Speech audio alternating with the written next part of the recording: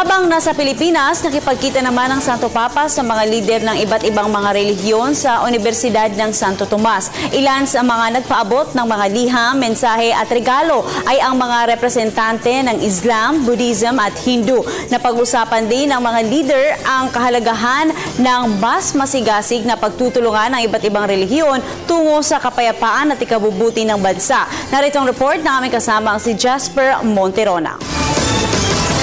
Pagkakaisa at taos-pusong pagkakaunawaan.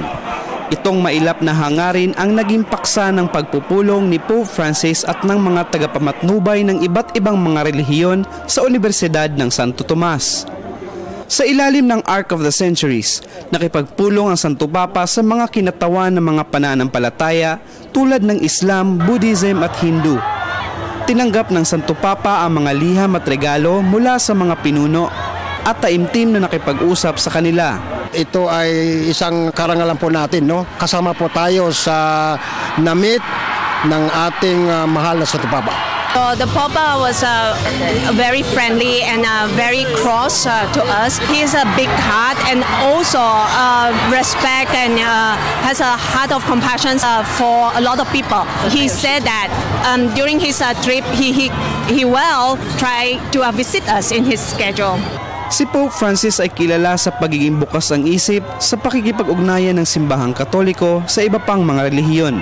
Ayon sa mga leader, ang pamumuno ni Pope Francis sa simbahang Katoliko ay lumikha ng bagong pag-asa para sa mas makabuluhang pagtutulungan ng iba't ibang mga relihiyon. Binigyan po natin siya ng message at sulat po na dapat i-consider po yung sinusuporta namin doon sa kanyang advocacy about the interfaith dialogue for understanding and respect. He agreed that dialogue is very important among the different religions, and so he see that there might be more opportunity and chances, and then we would have more time to talk about what religions can do for our society and the world, especially in peace and compassion for people. Naniniwala din ng mga leader na ang pagpupulong ay isang makasaysayang pagkilos tungo sa pagkakaisa at ganap na kapayapaan.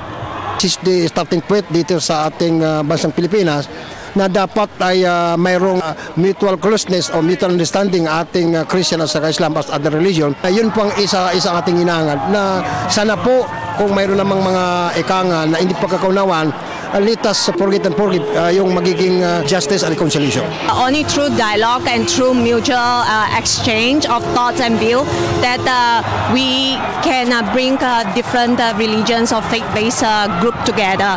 They could lead us coming closer together, and they could bring us to be like one family on earth. Pope Francis sa Pilipinas, Jasper Monterona, Media ng Bayan.